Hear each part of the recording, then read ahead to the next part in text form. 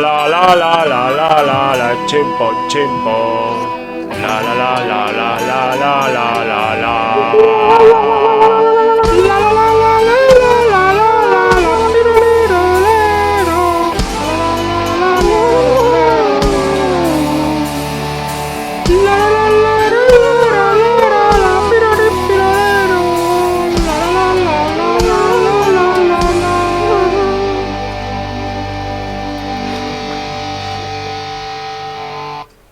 Te hemos entrado muy pronto, ¿no?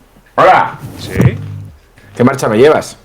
¿Qué tal, amigos? ¿Cómo estáis? Esa es la primera frase. Hemos entrado muy pronto, ¿no?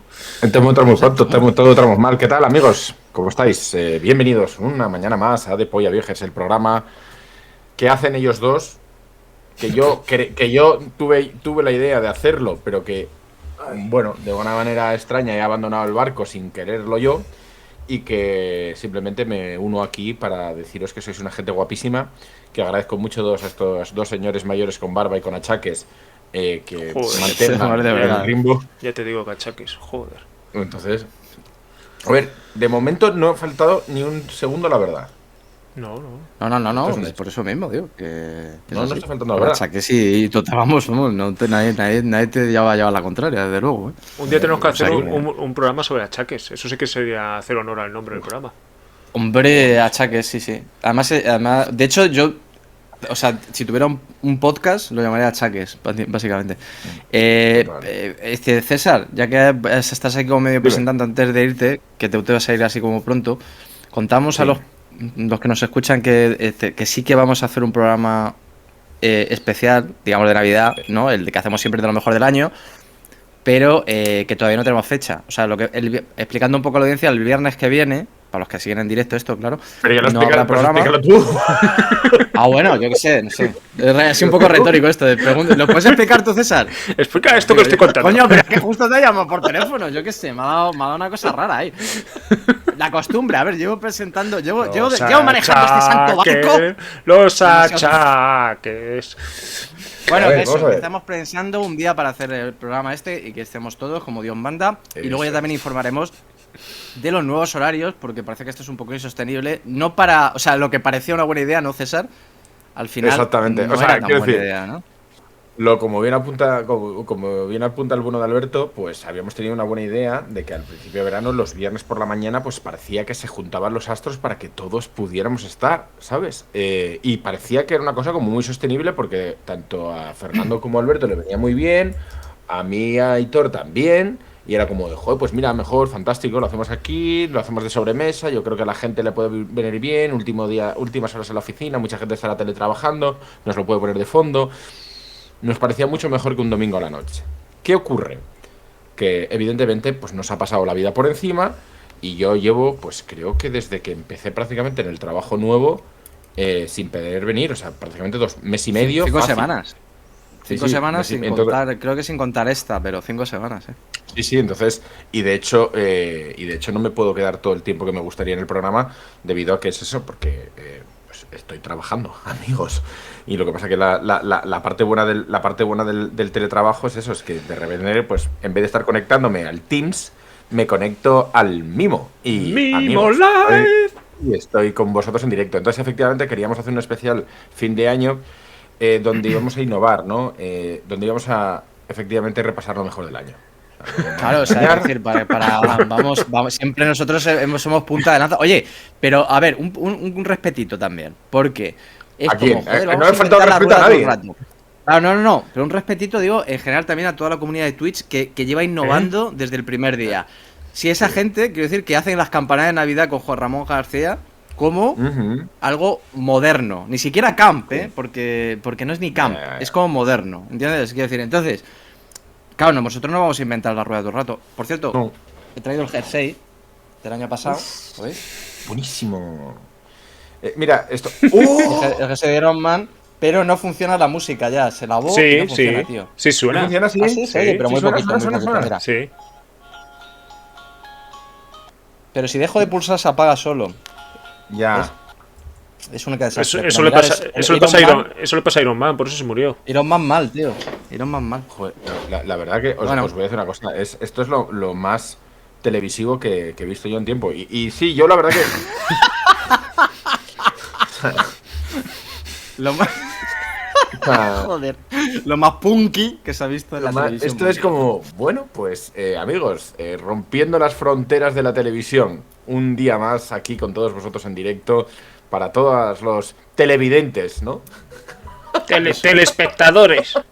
Para toda la radiodifusión española, desde Prado del Rey emitimos Hostia, Prado del Rey. el mensaje del pues rey. nada, a ver, pues sí, efectivamente queremos hacer una cosa de final de mejor de cosas del año, aunque, joder, si os digo la verdad, se me está acumulando tantas cosas que han pasado en este año que ni he visto, que la verdad que este año mis críticas, de hecho, hay el amigo Álvaro Arbonés, no sé si que ya estuvo con nosotros hace unos meses, estuvimos hablando del tema de la televisión, la nueva televisión, cómo se estaban comportando y tal y cual. Tuvimos un programa que yo creo que quedó muy chulo, estábamos reflexionando sobre cómo era el comportamiento de las plataformas y cómo estaban siendo las nuevas cuestiones de plataforma.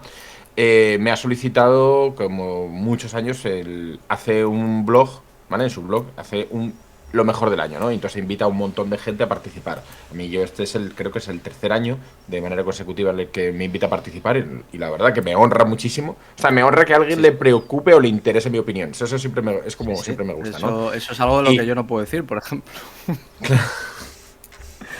A mí me importa mucho tu opinión, Alberto, te lo juro. Ya.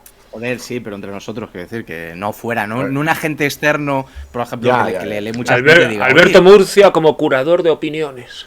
Exacto, claro, entonces, eso ya pasó. Cuando me está ayudando esa lista también, para que la voy a reutilizar obviamente para este programa, pero es cuando me doy cuenta de, joder, qué poco he visto, ¿sabes? Porque es que realmente no tengo nada, ¿sabes? No sé nada, no he visto menos nada. Tiempo. Pero luego te digo, te seguro que si te pones Metacritic y tal, ya verás cómo has visto más cosas de las que piensas. No, he visto, o sea, sobre todo lo que he visto son unas cuantas series. De hecho, me gustaría, que lo que pasa es que ya no sé si toca, pero yo no sé si se ha debatido ya suficiente sobre autodefensa o podríamos debatir un poco sobre autodefensa. La serie... No hemos hablado, es que no hemos entrado en autodefensa. No. La serie de Filmin, estamos hablando de la serie de Filmin, ¿no? La serie de Filmin, efectivamente. Yo no digo por vosotros, sino por todo el debate que ha habido en redes sociales, en periódicos, todo el mundo escribiendo sobre autodefensa, tanto si estaba bien para estar... Sí, ha habido bastante revuelo, tanto para criticarla como para defenderla. Y bueno, simplemente era un poco hablando de ella. Han conseguido un poco lo que querían, ¿no? Entiendo, porque imagino que sería un poco la intención, ¿no? De estas cosas, que se hable de ello, porque al menos se ve y tal. Pero bueno, Filmin, o sea, a pesar de que es una serie que ya hablamos por el chat interno, que a mí me interesa más bien poco, sí que les puede venir bien a ellos para continuar apostando, ¿no? Por la ficción propia. Y a mí me parece, y esto, si queréis hago una mini review de lo que ha sido, lo que me ha parecido Autodefensa, sin ser una gran serie. La parte positiva que tiene son como unos 8, no sé si son 8 o 10 capítulos, creo que son 10 capítulos, ahora no me acuerdo, pero son como mini cortos de 15 minutos donde hay una temática que varía, pero donde el hilo conductor son sus personajes, ¿no? Son sus protagonistas. Que el director es el de Manos de Topo, cosa que me llamó muchísimo la atención. Sí.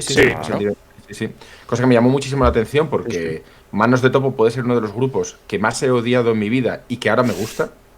A mí me gusta. ¿No? ¿La habéis escuchado? ¿Puedes decirlo en alto, cariño? Gracias a mí. ¿La habéis escuchado, no? Siempre han estado bien. Además, tienen unos videoclips muy chulos. Sí, era casi igual lo mejor, casi. Sí. El segundo era mejor, el primero era mejor, ¿no? Sí, por eso lo digo, o sea, que yo lo he empezado odiando y luego hay canciones que están muy bien y hay temas. Búscate en YouTube el vídeo que se llama La Estatua de la Libertad, que lo graban ahí en unas calles que creo que son de la Barceloneta, ahí en Barcelona, claro. Y es un vídeo súper gracioso porque está de esto típico de un poco al rollo Spy Jones de la época, que era como grabarles y cuando salen a la calle la gente no sabe que están grabando y entonces es bastante gracioso. El tío pegando voces como... ¿sabes? No, a ver, dicho lo cual, que decía que lo empecé odiando y que ahora mismo me parece un grupo muy relevante dentro del panorama indie español, ¿sabes? O sea, me parece un grupo relevante, en plan de un grupo que ha importado dentro de la historia, ¿no? Entonces, Autodefensa, pues es creado por tanto por él, perdonad, estoy con los nombres, no, mira, Claro. no voy a intentar Este es el señor de manos de topo. el que señor mola de manos más de el topo y nombre estas del dos grupo. chicas, y han hecho unos cuantos capítulos que tienen, hay algunos cuantos capítulos que francamente están muy bien, vale, que son interesantes, que reflexionan sobre, desde una postura joven y, o sea, desde como ellas, como jóvenes que son y con unas inquietudes del siglo XXI y con visto por sus ojos, que tienen unas cosas muy interesantes para ver. Pero luego también tienes el reverso tenebroso de la burguesía catalana pija, que pueden hacer esto, ¿no? Entonces, Ya. depende del filtro que tú te quieras poner en cómo quieras ver la serie, te puedes acercar a ella como una cosa de snobs y de pijos y de gente que tiene dinero para drogarse y estar todo el día de fiesta y poder estar hablando del ombligo mirándose el ombligo todo el rato, o luego también puedes ver una generación de gente que está un poco más perdida y que tiene una serie de inquietudes que la sociedad actual no les está sirviendo, y cómo tienen ellas y cómo están interpretando el feminismo ahora mismo. Puedes verlo desde los dos prismos, puedes pensarlo desde los dos prismas, y de los dos está correcto. Eso me parece una lectura aceptada. Yo te digo, ha habido... Y esto, el otro día lo estaba hablando con no sé quién. Hice una especie como de crítica, como si fuera escrita por Mariano Rajoy, de... Es que los capítulos que están bien, están muy bien, y los que están mal, están muy mal. Claro, y es como dije, joder, soy puto Mariano Rajoy, tío, Y diciendo un vaso esto. es un vaso, ¿no? Y, Claro. y los catalanes hacen cosas, ¿no? Claro, pero es que me salió de dentro decirlo así un poco, ¿sabes? En plan, pues efectivamente, ayer, justamente la terminé ayer por la noche, donde hubo un capítulo que me pareció muy, muy guay, una especie como de metaficción en la que un director de cine moderno independiente se acerca a ellas como para proponerles ser las protagonistas de su próxima película, y al final esto acaba en una situación como de abuso de poder, que al final era un poco de lo que estábamos hablando, ¿no? Un poco un Me Too venido a menos, o venido a menos no porque lo que les pasara fuera menor, sino porque ellas evidentemente tienen menos relevancia y tienen menos impacto, ¿no? Entonces esa reflexión, cómo está hecho, cómo está contado, pues me resultó gracioso y me resultó muy interesante. Luego tiene un capítulo que es un capítulo buscando un after, que es 100% parecía... O sea, os lo juro, parecía un biopic de mi vida, ¿sabes? En plan de, he estado ahí, ¿sabes? Ah, por eso decía yo lo de que han inventado la juventud también, la serie esta, ¿no? Claro, Como, sí, es un en poco... realidad, o sea, bueno, pues sí, son pues el problemas capítulo- nuevos, pero muy antiguos, ¿no? En realidad de la Claro. sociedad pop, en la que vivimos hace muchos años ya. Sí, o sea, en realidad... Yo no he visto nada y por lo tanto no puedo emitir un juicio, pero hubo una frase del el log, ¿no? La sinopsis publicitaria de Filmin que me dejó un poco con el culo torcido, que era lo de, pues diciendo que quiénes eran los realizadores, ¿no? Miguel Ángel Blanca, Berta Prieto, Belén Barrens, más conocida como M, corista de Rigoberta Bandini. Efectivamente, sí. Y digo, en el momento en que eso es un reclamo publicitario, estamos jodidos. Corista, joder, es que no me Sí, digas. sí, es corista, es Bueno. corista de Rigoberta. No porque sea corista, sino porque como reclamo, usaba eso como reclamo, lo que a mí me parece extraño. Quizás, Bueno. o sea, quizás porque también ahora Rigoberta Bandini, pues desde su actuación en televisión con el tema de Eurovisión, Eurovisión. Pues, sí que ha sido un poco reclamo indie de este 2022, ¿sabes? Con todo el tema de sus actuaciones y tal. Es un poco... Por eso, hay que decir, eso claro, mismo. Pero claro, Ese es el eso problema. es a lo que voy, que eso tenga que ver con el indie, hay tela para cortar aquí, pero... Bueno, vamos a hablar de San Raimi un poquito, que era la intención del programa. Sí. Y No, aunque va a ser breve, o sea, pues no breve, o sea, que nos podemos alargar aquí lo que Bueno. queramos, pero es cierto que esta segunda parte, ¿no? Es como la menos interesante de San Raimi. En O sea, la términos generales, menos habría que interesante, o sea, la menos interesante, hay cosas que a mí subjetivamente me interesan, es cierto que es el mainstream de San Raimi, entonces al final pues es entrar en los estudios y hacer cosas para los estudios, hacer hamburguesas. Nos quedamos el último día, la última vez, bueno, el programa anterior, quiero decir, El Ejército de las Tinieblas, creo que ya hablamos de ella. No, que, hablamos bueno, en fin, del gran salto. La última fue Hasacre Proxy. pero de Arman hablamos, ¿no? Sí, claro, pero Hasacre Proxy es posterior. O sea, hicimos, Ya, pero quiero hicimos, decir que de Arman- hicimos Darman, El Ejército de las Tinieblas, nos quedamos en Hasacre Proxy y luego saltamos a Doctor Strange por hablar de algo del momento. Actual, sí. Y entonces, pues por orden cronológico, lo siguiente que tocaría hablar sería de The Quick and the Dead. Rápido y Quick and the Dead, aquí llamada Rápida e Inmortal. Sí, por estas cosas de de... malas esta peli. Por Dios. Esta peli es una puta maravilla. No, yo creo que muy sí. mala, Estoy tío. yo estoy Esta con peli, Javier, o sea, esta peli la- es una puta maravilla. Y es el típico ejemplo de cómo publicitar en España una cosa como lo que no es. Que ¿cómo se publicitó? Pues como una peli. ¿Cómo era Sharon Stone en el 95? Pues publicitarla como si fuera un reclamo de película erótica, ¿no? Es como es ella, es rápida y mortal. De hecho, enseña el cuerpo en la peli. En 3 segundos. O sea, Sí, pero bueno, o sea, hay algo también hay que elegir a una Raimi, oye. Esta Sí, mujer curiosamente, hay que mostrar. curiosamente una secuencia que solo está en un montaje, creo que es el estadounidense, y en el Y resto no tiene ningún sentido, No además. tiene O sea, ningún es como absurdo, absurdísimo ese momento, pero bueno, la película. Pero bueno, a ver, por partes. Fernando, muy bien. César, muy mal. Aquí vemos las dos Bueno, Españas. Pero, Y yo- pero muy yo mal, recuerdo- pero muy mal porque yo creo que todo el mundo la recuerda como un truñaco de tal. Si la peli le dedicas un rato, ves las bondades No, no por está todos mal, lados. no está Yo, nada recuerdo- mal, yo para sí nada. que recuerdo, lo único que recuerdo de esa peli, que hace muchos años que no la veo, es que Jim Hartman me dio muchísimo asco en esa peli. Bien. Pero es la idea, ¿no? Es la O sea, idea. quiero decir, Sí, sí, no, quiero decir, y lo digo como algo positivo, en el sentido de. Tenía que dar asco, ¿sabes? En plan de. de todas maneras, fue la época en la que Jim Hammond hacía películas para dar asco, ¿no? Porque también está la de esta de hizo con Tony Scott, que hace un papel muy parecido en realidad, ¿no? La de esta del submarino, que también da mucho asco. Y cuando Sí, tiene esta sí, conversación sí, sí, con sí. Denzel Washington, la de los caballos y tal, que es súper racista, Sí, ¿no? el rollo de te voy a sacar de tus casillas y yo no me voy a inmutar. Exacto, Es- que era es como el- un papel como que se quedó muy metido Jim Hammond en las La- últimas películas que hizo, hasta que hizo la de Wes Anderson, la que hace un Pues- papel totalmente distinto, y dijo, el vaya mierda hecho, no vuelvo a hacer cine. Exacto, No es dijo, verdad, esto no es- fue exactamente así, pero más o menos. Y tan contento que está retirado del cine. Ahí. A ver, sí, tan a Y gusto, sin escúchame, hacer películas raras. la de Tony Scott la de Tony Scott del submarino es en plan de lo que le hubiera gustado hacer con la caza, o sea, es la caza del octubre rojo que me hubiera gustado hacer y que no y que es terrorífica. Es un poco la caza de los turos rojos truchos, sí, eso sí es verdad. Es que es es, mala, es- mucho. escrita por Suda Tarantino. Escrita por Tarantino. Quita por Tarantino, ojo, ¿eh? Y sudan sí, pero mucho en da esa igual. peli también. Hombre, que sí, Muchísimo. hombre, que sí sudan. Y con la cámara Claro, inclinada todo el rato, sí. en las pelis de Tony Scott sudan mucho en general. Era una cosa que Sí. pasaba mucho. Pero ahí concretamente, o sea, quiero decir, el submarino ese se tenía que haber hundido. Porque es que todo el mundo, la cantidad de agua que está tirando por la mano. En fin. Y además Rápido y Mortal, se les debieron de pudrir todos los aguacates ahí dentro. seguro, seguro. Rápida y Mortal, que es verdad que es una peli que no, en realidad, o sea, Sharon Stone es verdad que tiene un papel muy, muy, muy importante dentro de la película, pero estructuralmente está bien montada, en tanto Es que, que, no a ver, está muy claro quién es el protagonista. El proyecto, además, primero que si la traduces como dice el título original, que es El rápido y el muerto, ya ves por dónde van los tiros. Y es que no es un western como tal, es un homenaje al spaghetti western. Y es un homenaje incluso al anime y a un montón y a un montón de cosas totalmente pues eso, más en el campo del cómic que de la peli del oeste, más cerca de eso, de Sergio Leone, que de Clint Eastwood.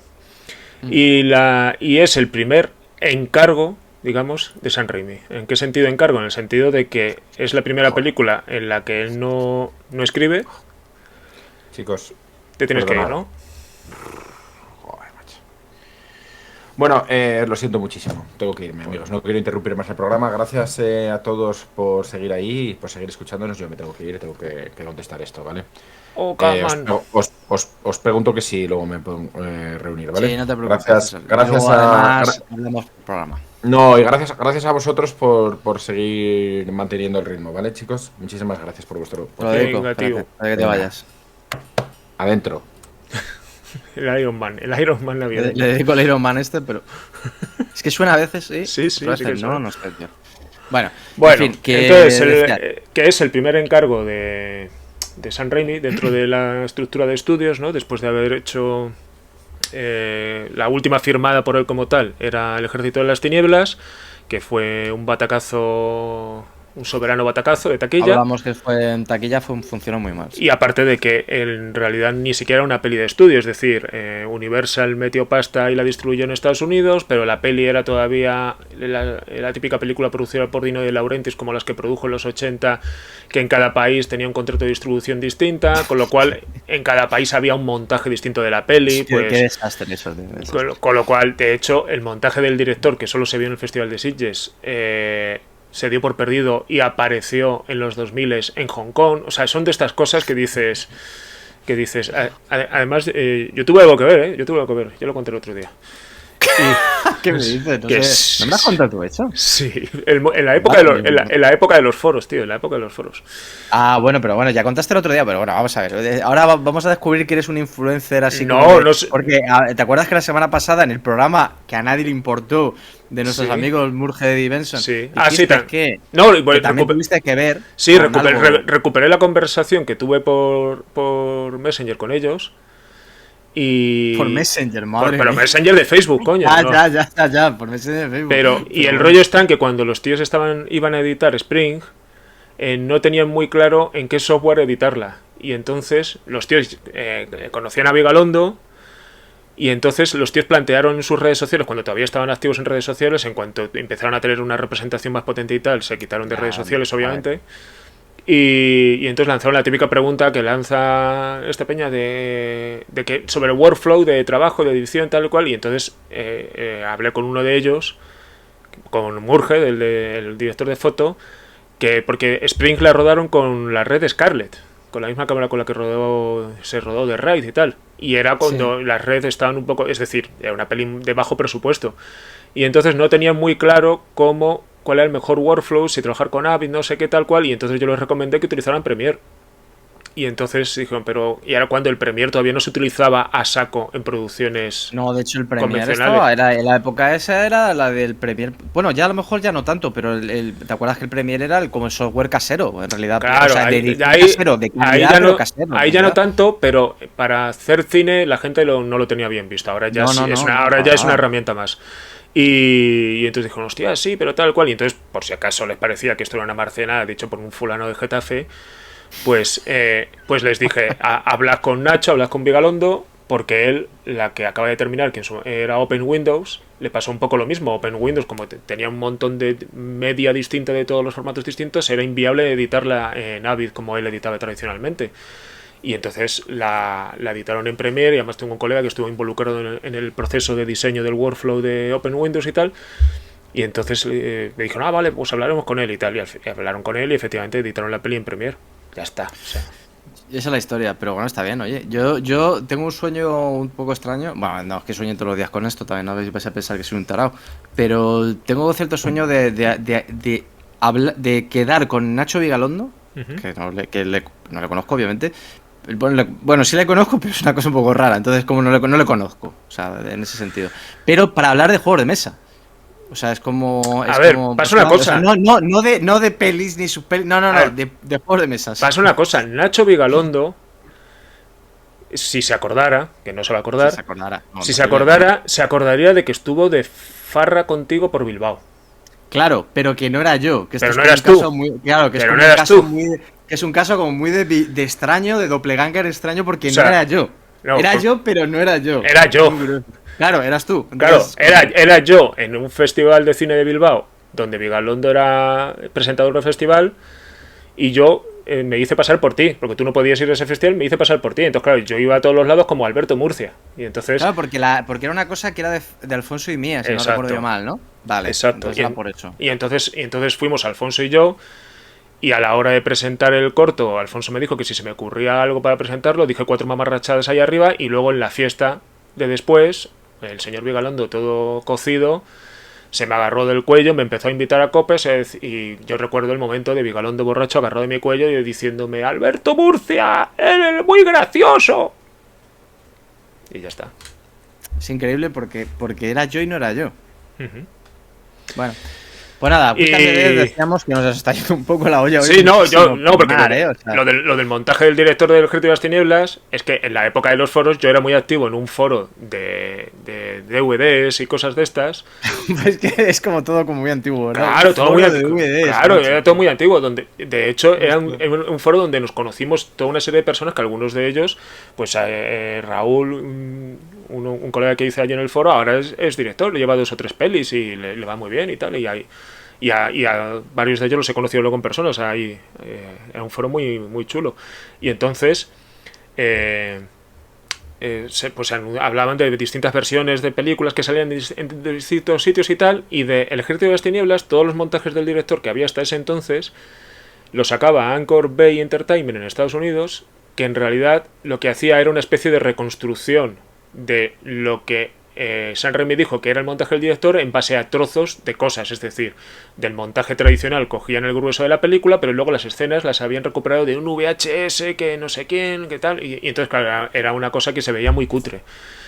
Y entonces resulta que como esta peli estaba licenciada y los tenían los derechos distintos distribuidores en distintas partes del mundo, pues en Asia, desde Hong Kong, lo tenía la MGM, la Metro Goldwyn Mayer de Asia, los derechos para distribuir en vídeo. Y entonces sacó una edición en DVD, porque tenían su máster, el máster que a ellos les correspondía por haber sido distribuidores de la peli, lo tenían allí en un almacén en Hong Kong, lo telecinaron y entonces fabricaron una edición en DVD para Asia del Ejército de las Tinieblas. Y entonces yo la compré. Creo que en una web de estas chinas que había entonces que costaba 8 pavos. Tú comprabas mucho de claro. por ahí, es una cosa muy lo tengo por ahí el DVD, entonces yo compré ese DVD que además costaba 8 pavos y tal y cual. Y entonces lo puse en casa y dije, coño, esto es el montaje del director. Claro, para allí, para Asia, era la única versión que conocían de la peli. Era el montaje, simplemente. Claro, y entonces las partes en las que en el famoso montaje del director de Anchor Bay bajaba de calidad porque la fuente era un VHS cutrongo que tenía Sam Raimi por ahí, aquí bien. Se veía bien. Y no solo más eso, sino que había más cosas. El sonido estaba bien mezclado y tal y cual. Y dices, hostia, esto es el montaje del director de verdad.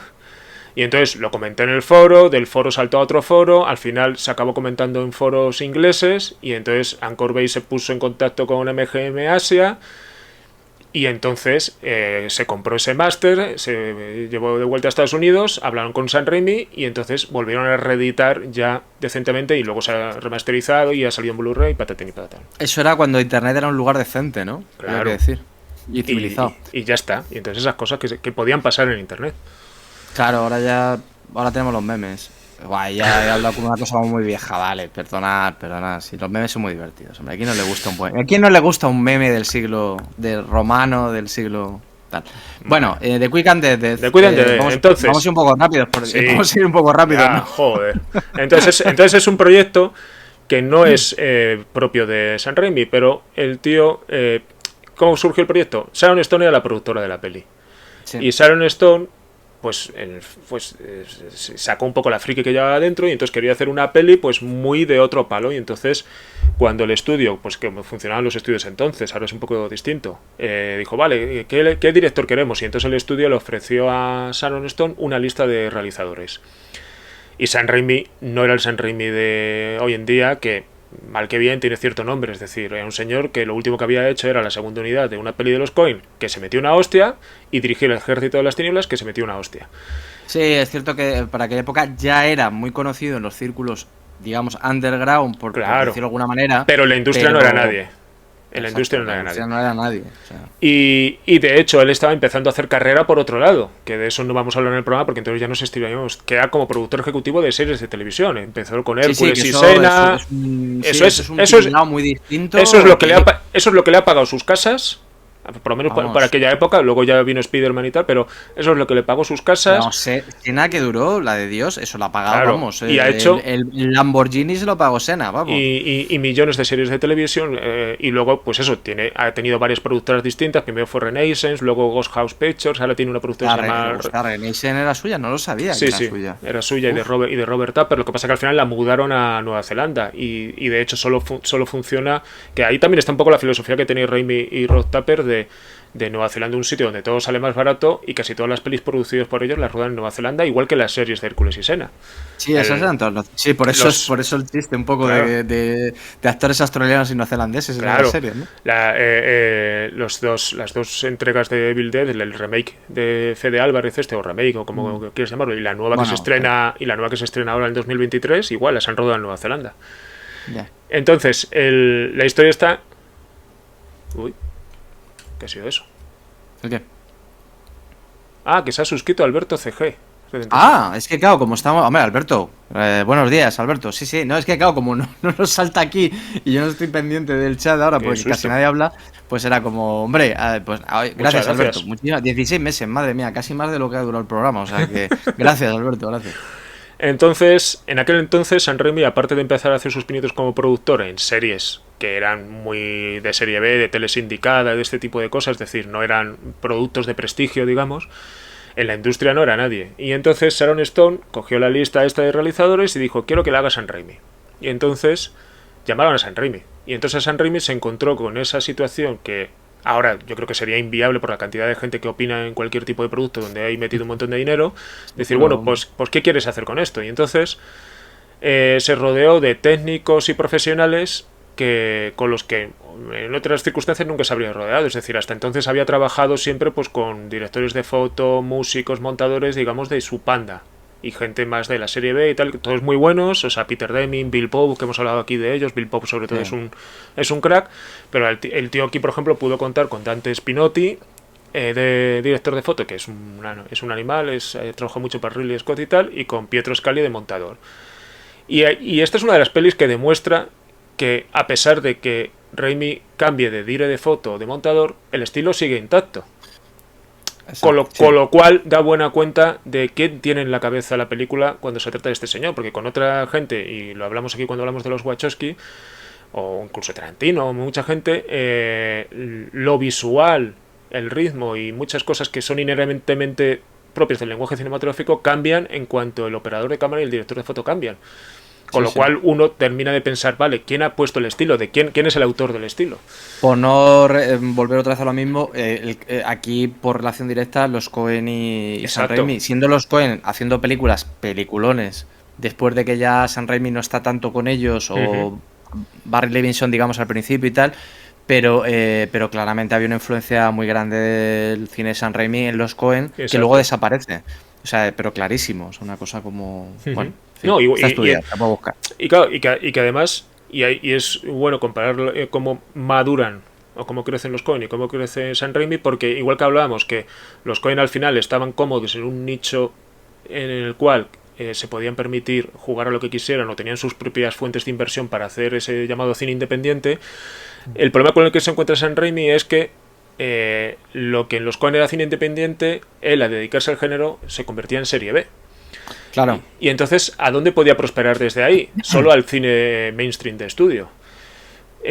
Quizá porque él no tenía en la cabeza el tipo de historias más profundas, por resumirlo de una manera burda, que se asocia a los Coen, aunque en el fondo cuando indagas te das cuenta que lo que tienen ellos en común es que les gustan mucho, son muy fanáticos de la tontería, en el buen sentido del término, como lo que pongo en la portada del programa, y que en el fondo ves que hay mucho chascarrillo interno en el fondo de todo eso, pero donde los Coen se permiten hacerse mayores haciendo cosas como No es país para viejos o cosas así, a Raimi no le queda más que intentar integrarse en una industria en la cual a veces puede sacar a la luz alguna de sus filias personales o revisitar cosas, terrenos suyos conocidos y tal.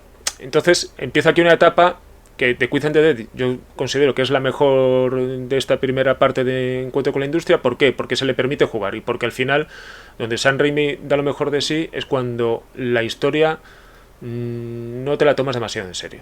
Es decir, no, de hecho no es una, vamos, no es una peliserie en ningún sentido. Claro, de hecho lo peor, vista a día de hoy, la vi, creo, la volví a ver este verano, lo peor a día de hoy es la parte supuestamente dramática del personaje de ella.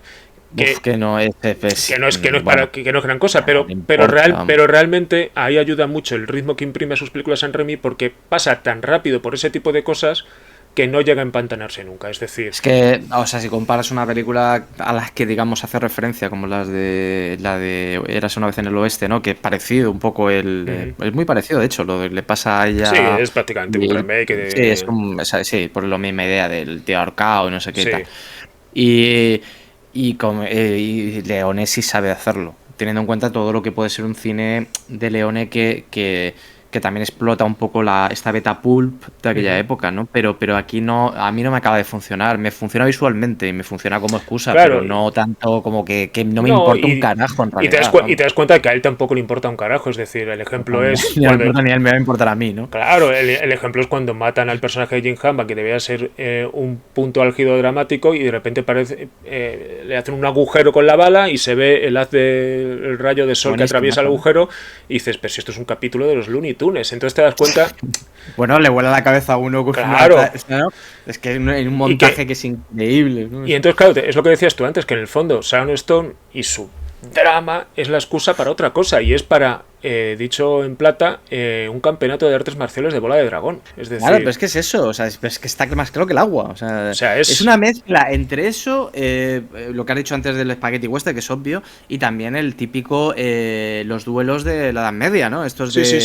¿sabes? Las justas. Sí, de la Edad Media, de Destino de Caballero, esta. Sí, este es rollo, sí, ese es el mismo tipo de cuestiones, ¿no? Y el cómo una situación que afrontada por otro realizador se diría, pero coño, si es que toda la puta peli son duelos, ¿cómo voy a contar 100 minutos de duelos si todos los duelos son iguales? Y entonces aquí es donde el tío saca toda la artillería que tiene en la cabeza y te das cuenta de que una misma situación se puede contar de 1.000.000 de maneras distintas. Increíble, ¿eh? Y entonces, la verdad es que sí. Y entonces aquí es donde flipas con la cantidad de recursos formales que pone en juego este señor, en la cual no es que no haya dos duelos iguales, es que no hay dos planos iguales en toda la peli. O sea, no, yo lo único, o sea, como vuelvo a esta crítica que suena, como siempre digo, al lo que decía Mozart, esto de al igual tiene muchas notas, ¿no? Pues para mí la crítica a veces que tengo un poco negativa de esto es eso, es que igual es el estilo Sam Raimi, entre comillas, como tan exagerado que hay veces que como que me sobra, que no hace falta que esté todo el rato demostrándome tanta pericia. Pero, dicho esto, me parece increíble cómo está contada. O sea, hay momentos que cualquier situación, por muy, digamos que de transición, ¿no? Entre una cosa y otra sea, no deja de tener momentos increíbles como, yo que sé, un tío lanzando una silla con el pie y es el plano de cómo viene la silla. No sé, hay tantas cosas, cosas increíbles. Y sobre todo que cuando a él, me acuerdo de una entrevista que le hicieron por aquella época, que además era una entrevista que le hacía el de no sé qué revista norteamericana y los Coen, hablando de su primera incursión en el... Y además era gracioso porque en la entrevista los propios Coen decían, dice no, es que a la gente le parece un director de pelis de coña, dice, pero es más listo de lo que la gente se cree. Y al final él decía, no, es que yo no hago alarde y barroquismo con mis recursos formales. Yo aplico el recurso formal que creo que se ajusta a lo que se está contando en cada momento. Y al final eso es lo que hace que los picos destaquen con respecto a los valles, ¿no? Es decir, al final, lo que dices tú, pues tenemos un plano fijo de Sharon Stone mirando, el contraplano de no sé qué, en el momento que pega la patada a la silla se mueve. Es decir, al final, los movimientos y las filigranas están en los sitios apropiados para que, pues eso, para generar emoción o para que algo se mueva, ¿no? Y aplicando esto al 100%, lo que siempre se ha dicho de que al final el expresionismo, ¿no? Que es al estilo al que uno podría escribir este estilo, el expresionismo no implica simplemente mover la cámara porque sí, para eso ya tenemos a Michael Bay. Sí, exacto. Es que el expresionismo es al final que estés moviéndola y entender para lo que se ajuste en ese momento por la emoción que quieres provocar, y que entender que el no movimiento es otro tipo de movimiento. No, además es lo que a ver, no digo que se suele decir, no sé si se dice aquí, pero vamos, que es significativo. O sea, cada plano tiene un significado, cada montaje, cada elemento temporal que se ata con los planos tiene sentido. En Michael Bay lo podías editar de otra manera. Es cierto que luego es más difícil de lo que parece. Es más difícil de lo que parece hacer el estilo Michael Bay, es muy difícil. Pero seguiría... Sí, pero seguiría siendo el mismo estilo Michael Bay si lo editara de manera distinta. En cambio aquí sí que parece que cada plano, si lo quitas, ya es otro montaje distinto. Es una exageración, obviamente siempre las cosas se pueden remontar. Se pueden remontar, pero es cierto que las piezas están pensadas, por eso en realidad su estilo es el más cercano a un cómic de verdad. Porque las piezas que están ahí te das cuenta que están pensadas para que estén ocupando ese lugar.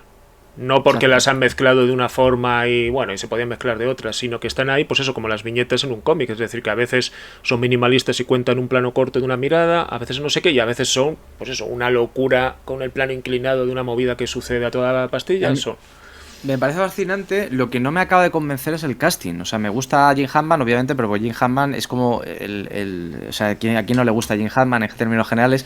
Y luego Leonardo DiCaprio, que aquí como no hace un personaje intenso, hace un personaje un poco lo que hacía cuando era más jovencito, pues también... Pero Sharon Stone mola cuando deja que Sam Raimi la retrate como él quiere, pero en cambio cuando tiene que demostrar que tiene que actuar, no da la talla. Y eso que con Soderbergh luego sí demuestra que ella es mucho mejor de lo que aparentemente es, pero aquí no da la talla, ¿no? Es como que no, o sea, ella sabe como que quiere sabe lo que quiere hacer, Claro. pero no encaja con el lenguaje visual. Esta es una peli que le pasa un poco lo mismo que la última de Doctor Strange. Lo que pasa es que, mientras que aquí el peaje es mínimo, porque la peli tiene tan poca grasa, va tan a machete de todo lo que quiere contar, mola que al final mata al malo y 13 segundos después están los créditos rondando. Es decir, no hay peligro. ¿Qué pasa con Russell Crowe? A nadie le importa. A nadie le importa. Es decir, va tan a machete. ¿Por qué? Porque eso sobra, porque eso no nos importa. Entonces, la última de Doctor Strange, sin embargo, abundan y reabundan en todo ese supuesto drama intenso del personaje femenino. Que no porque sea femenino, que da igual, de quien sea. Que a nadie le importa. Y es eso, es decir, al final Sharon Stone brilla más aquí cuando es, como eres Bruce Campbell en las pelis de Sam Raimi, el puppet en manos del director para hacer cosas graciosas y cosas divertidas. Claro, pero yo cuando lo estaba viendo al principio digo, hostia, qué bien está aquí, ¿no? Pero luego de repente, cuando tiene que dar ese tono de, ay, es que tengo un pasado dramático, claro, ay, no, sí, la conversación que tiene con Jim Hammond ahí en la comida es como... Pero no porque esté mal planteado, porque mola, o sea, que decir, está bien contado, es como un pequeño duelo antes del duelo, no anticipa al final el conflicto entre el héroe y el villano, o sea, que todo este tipo de cosas típicas, pero que funcionan, pero ella no da, o sea, no da. Al final, no da lo que debería dar. Al final es un poco como los duelos de miradas entre Goku y Freezer. Sí, antes de que se empiecen a zurrar, es eso, y es la única manera de afrontarlo y de disfrutarlo. Y luego es eso, que al final, por suerte, se dedica poco a ello y de lo que hay más es de la chicha guay. Lo que mola es todo lo demás, todo el exceso, que ya digo que a mí a veces se me pasa, pero que en general el exceso aquí con un sentido positivo, ¿no? Lo estoy diciendo, o sea, es un exceso visual increíble, vamos. Y hablando de exceso, pues justo en la siguiente hizo la jugada a lo contrario, que es a Simple Plan, ¿no? La más valorada por la crítica que yo sepa hasta la fecha, ¿no? Claro, que aquí es la jugada porque estamos en esta época en la que Sam Raimi está empezando a encargar. Este es otro encargo, ¿no? Sí. Y curiosamente, para ser un encargo, de repente es como jugar a lo que han jugado sus amigos un par de años antes y a lo que mucha gente estaba jugando en aquel momento, que venía del fantástico, porque también es la época de... Porque no olvidemos que Fargo en realidad era una metabroma sobre este fanatismo que tiene sobre todo el mundo yankee del cine, de si está basado en hechos reales y parece real, es bueno, ¿no? Sí, y además anda que no hubo pelis en aquella época, claro, muy buenas, muy malas, pero incluso el propio que estaba moviendo aquí, ¿cómo se llama este hombre? Billy Bob Thornton. No, Bill Paxton, coño, Bill Paxton. Bill Paxton. Sí. Incluso Bill Paxton hizo sus pelis también de este estilo, digamos, ¿no? Sí, un poco de medio centro como si fuera un futbolista, ¿no? De medio centro de Estados Unidos, en ese sentido, ¿no? De historia rural, con conflictos internos, aunque era más de policías y tal, pero bueno, de policía, de marshals y estos rollos, ¿no? Pero yo me acuerdo que fue cuando Peter Jackson hizo Criaturas Celestiales, también hechos reales, pasaron hechos reales, y entonces de repente es alguien que de Nueva Zelanda recóndita aparece en la gala de los Oscars. Eran gente que la gente seguíamos, claro, y de repente son como conocidos por hacer cosas basadas en hechos reales, ¿no? Y entonces claro, de repente es como, es que ahora hacen cosas bien, en serio, ¿no? Los Coen con Fargo, que se la metían doblada a todo el mundo con lo de que era hechos reales, porque era una de sus pantomimas llevada a la locura. Pero de repente, como iba con esa aureola de formalmente sobria, que es a lo que vamos, sí. Y entonces Sam Raimi también hizo esa jugada. Y también le salió bien, porque también fue nominada a los Oscars. Claro, o sea, es que era como el reclamo de los Oscars de la época, ¿sabes? Pero yo prefiero, es verdad que esta también es muy polla vieja, ¿no? Pero prefiero esa época porque las pelis salían mejor. O sea, que decir ahora el reclamo de Oscar es Green Book. No, bueno, claro. Estoy un poco exagerando, porque igual... Sabemos que siempre hay alguna secuela que está bien, ¿no? Y tal. Pero en general, esa época no era una mala época para los Oscars tampoco. No era buenísima como era los 70, pero sí que era una buena época en términos generales, ¿no? Por lo menos de nominaciones. Y que además, en la época en la que le pilla a Sam Raimi, que es intentando hacerse un nombre en la industria, pues era como la jugada lógica de decir, por una parte, estaba la coña interna con los Coen de, venga, vamos a hacer la jugada tal. ¿Seré capaz de hacer una peli como vosotros? Claro. Pues sí. Y en la que intentó también llevarse a alguno de sus colegas de siempre, ¿no? Pues está Danny Elfman por ahí, aunque luego no terminó, la mujer de Danny Elfman, Bridget Fonda, o sea, ya hay coñas internas también lanzadas entre Fargo y esta, es decir, sigue todavía un poco ahí el coñerismo, pero al mismo tiempo voy a entregar lo que se me ha pedido, que es un drama rural, serio, sobrio, y que además, que es lo mejor que tiene, porque Fargo al final no pueden evitar, es como el tío que mantiene el rictus zero y al final se le escapa la risa. Al final Fargo no puede ocultar no puede ocultar que es una comedia. Esta no, esta sí que esta te pero engaña, esta es un drama. Claro, pero esta al final no es que sea sin concesiones, es que el final es demoledor. O sea, Claro. Esta sí es un drama. Esta sí es un drama con... La otra es una tragicomedia, por decirlo de Claro. alguna manera. Es un esperpento si lo lleváramos a España. De o sea, hecho- el tema de Fargo. Claro, es... O sea, es decir, por eso a mí me parece Fargo mejor película que a Simple Plan. Sí. Siendo Simple Plan un peliculón enorme. O sea, una cosa enorme también. Y luego, que en ese sentido, la narración de Raimi de ir al grano de todo, cuando llega al final, te deja todo con el culo torcido, como diciendo, hostia, pero no hay redención aquí, o sea, esto se acaba así, se acabó, pa. De hecho, claro, de las dos, aunque solo sea por seguir con las coñas internas entre los Coen y Raimi, en la que hace cameo Bruce Campbell es en Fargo, no en A Simple Plan. Exacto. O sea, que la demás de risa es la otra, Y bueno, esta peli, pues eso, fue la que le ganó un nombre y fue también una etapa muy prolífica en el sentido de que yo creo que él tenía la noción de que tenía que ir diciendo que sí a proyectos. Y entonces, igual que a Simple Plan, le dieron luz verde súper rápido mientras no terminaba de estrenarse The Quick and the Dead. Cuando se estrenó el Simple Plan, él ya estaba con otra cosa. Que a lo mejor en el momento de decir que sí, de hecho, ahora voy a mencionar Era una buena idea, ¿no? Pero... Bueno, una buena idea. Él tiene una entrevista, dio una explicación de por qué dijo que sí a esto. Esto claro. Que es... Por amor For love of the game. No sé cómo se llama en Sí. castellano, la verdad. Bueno, Entre el amor y el juego. entre el amor y el juego. Vale. No por amor al juego. Esto no, algo es así, sino- un drama romántico totalmente... O sea, deleznable no porque esté mal hecha, porque ahí es donde viene el tema. Es decir, el Sam Raimi que trabaja aquí es el Sam Raimi que quiere demostrar que puede hacer cualquier tipo de cosa. Es decir, que no quiere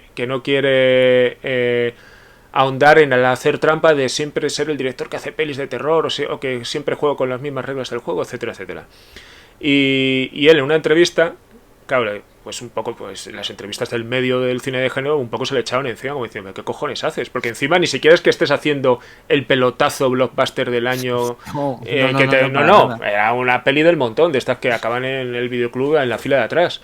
No, teniendo en cuenta que todavía en aquella época el Kevin Costner de esta peli todavía era el Kevin Costner un poco Claro. con renombre de haber ganado unos Oscars hace Pero- unos años y tal. Pero incluso la campaña era, pues eso, la adaptación del bestseller de no sé quién, de tal. O sea, todo como muy pensado para que su nombre sonara bien y produjera cierto respeto entre las agencias de representación, ¿sabes? ¿No? Como, mira qué tío, porque además el tío tenía una reputación muy ganada de que trabajaba muy bien con los actores, porque el tío no es ningún psicópata de estos de meter caña a la peña y tal y cual.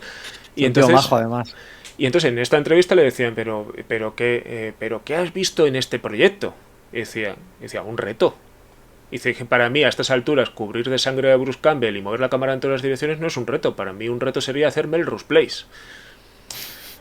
Y entonces dice, Y ahí estuvo. Y ahí estuvo. Y entonces... Y hizo una buena película en términos formales. Igual, No, sí, pero... la peli es impecable. De hecho, hay una de las cosas que sí me gustan mucho de esta peli, que es disfrutable independientemente de ella, es la banda sonora de Basil Polidouris. La banda sonora es que Basil Polidouris no ha hecho nada malo, no hizo nada malo Claro, en su vida. es otra cosa, es otra de esta gente que dice, bueno, esta gente ha hecho algo malo, igual no. Claro.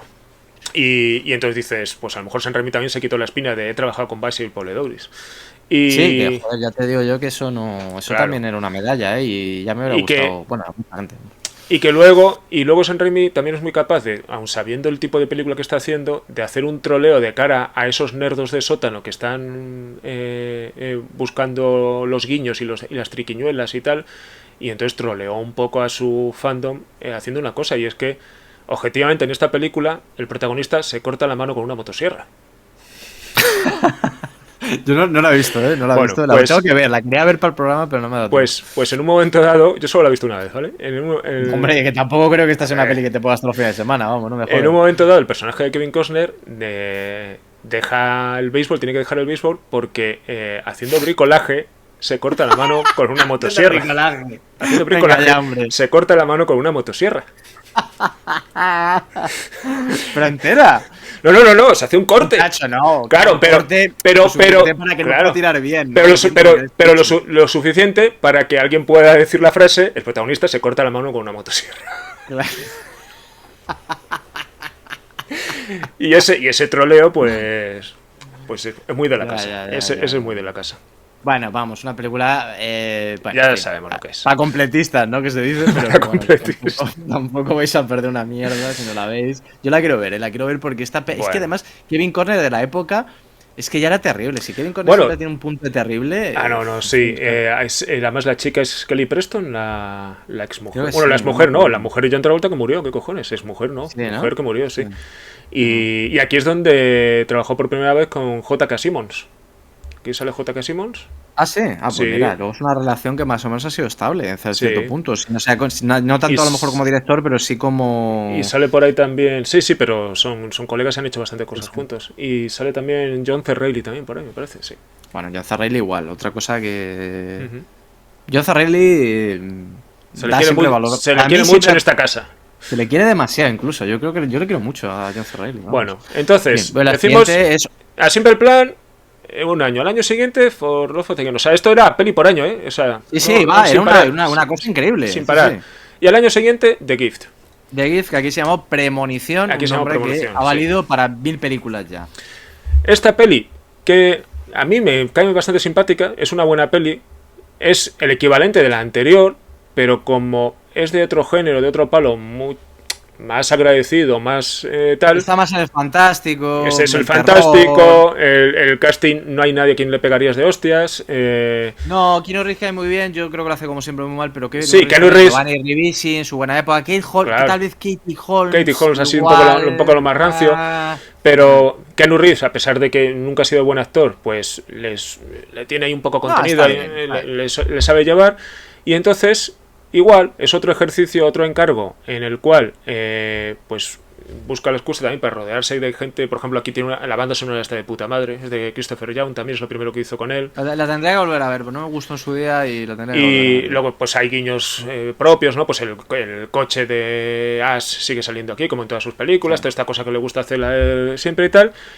Pero mola porque hay un equilibrio, es decir, es un drama rural, en ese sentido tiene similitudes con A Simple Plan, pero de repente tiene una vena sobrenatural y fantástica, y entonces ves un juego formal, digamos, entre, pues eso, a medio camino, salvando las distancias, como si fuera Simple Plan meets Evil Dead, entre comillas, Sí. ¿no?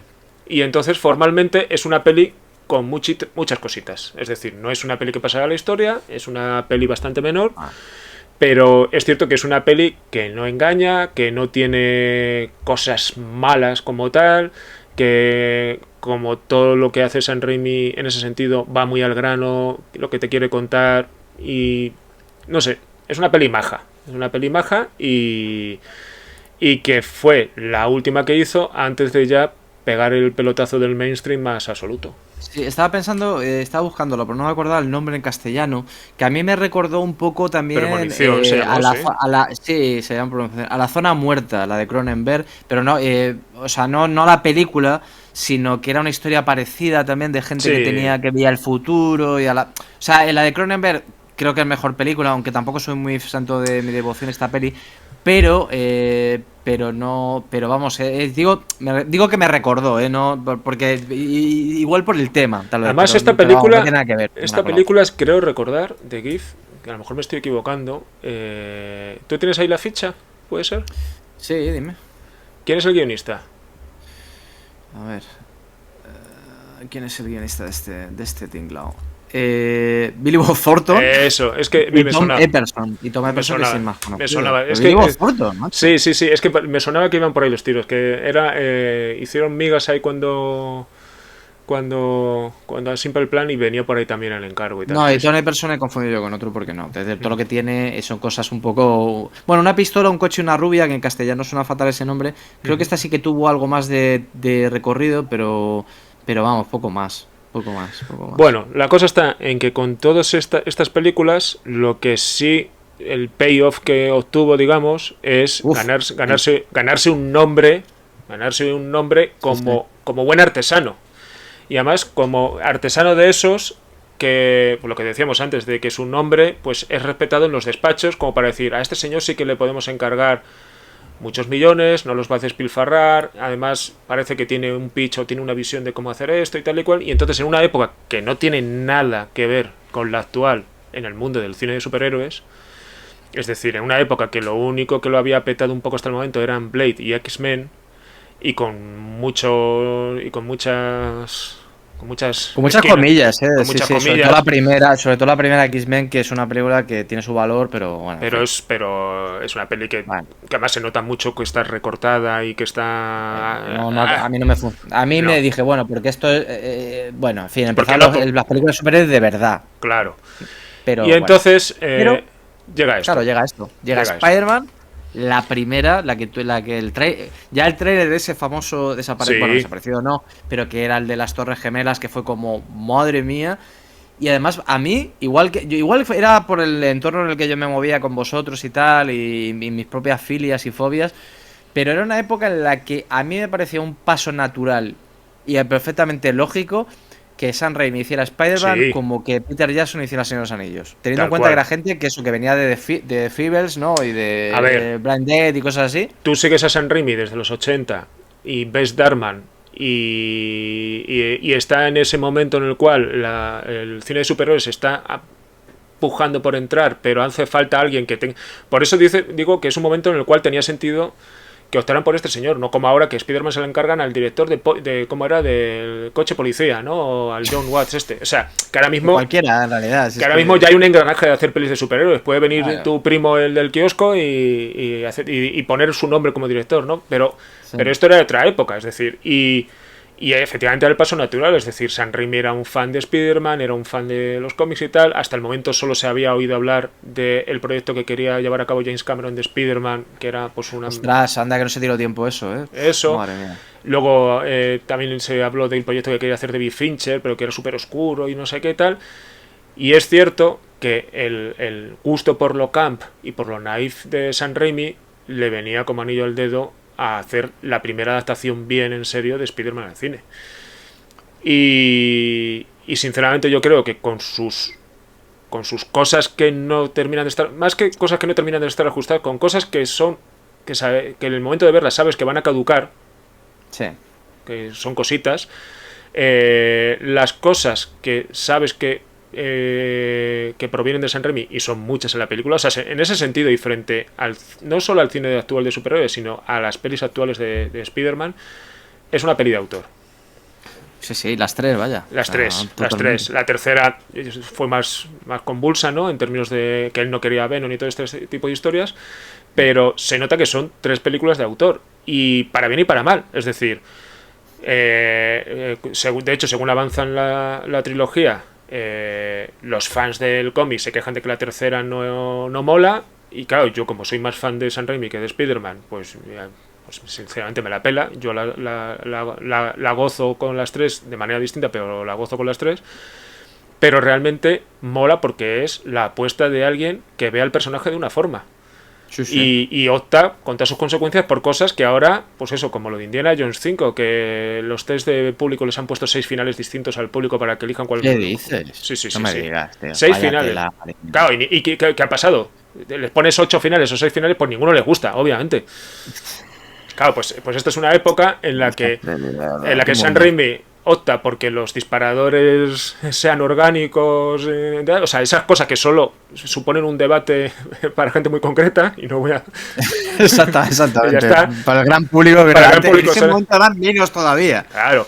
Y entonces no supone que el estudio le tenga que rebatir nada, es decir, él tiene una visión y la lleva a cabo. Y es una visión que, yo me acuerdo cuando salieron los de Andrew Garfield, empezó a resultar risible, y ¡oh sorpresa! Cuando llegan las de Tom Holland, no es risible, sino que es motivo para hacer caja.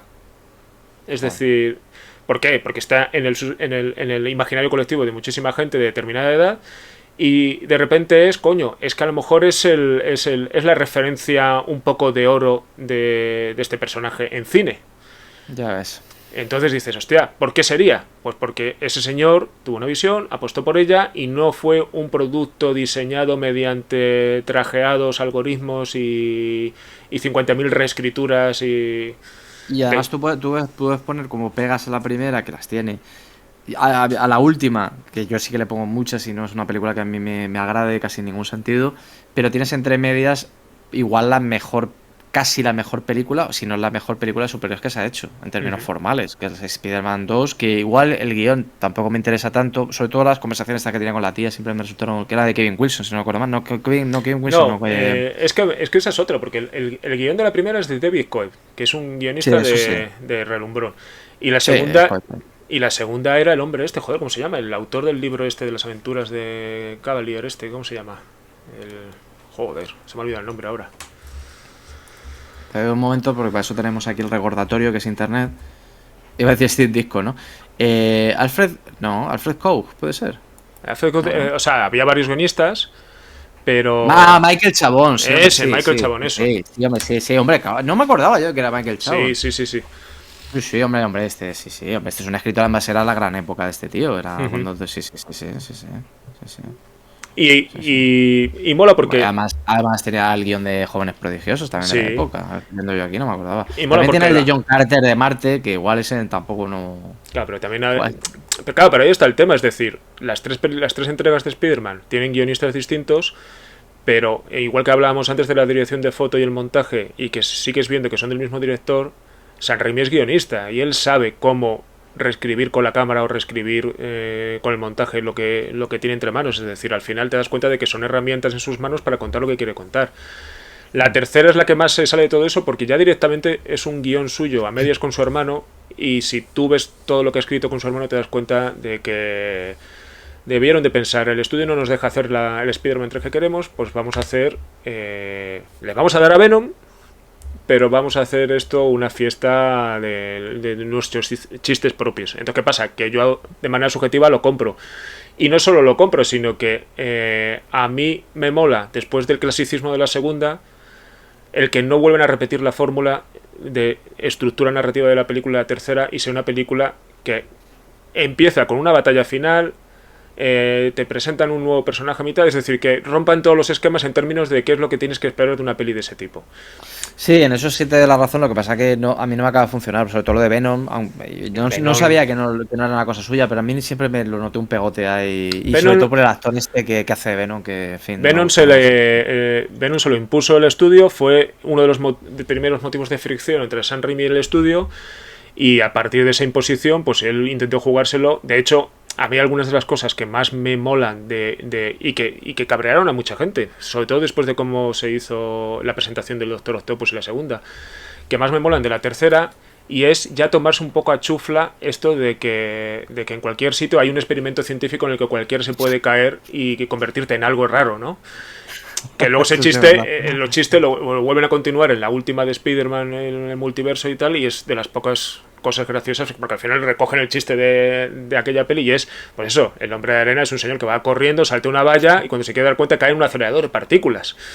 Y... Sí, pero todos, el Electro se cae en un sitio con anguilas. Claro, pero esas son, pero las de Garfield todavía le intentaban dar un sentido, porque eran Oscar, pero no sé. Pero aún así se cae el tío. Claro, pero es que la de Sandman es que directamente ni siquiera sabemos quién eran esos señores y qué estaban haciendo ahí. Simplemente No, es que te das una vuelta a una esquina en Nueva York y hay alguien haciendo un experimento científico loco, y entonces o luego lo de Venom. Pero ¿de dónde viene Venom? Claro, la lógica diría que un guionista convencional de Hollywood, de donde te das cuenta de que Sam Raimi y su hermano le gusta más el pulp que a un tonto un caramelo, pues en otra peli convencional explicarían pues que además presentan al hijo de Jameson, que es astronauta, ¿no? Pues que ha ido al espacio en una cápsula, que se ha traído algo, no sé qué. O sea, le intentarían construir una verosimilitud.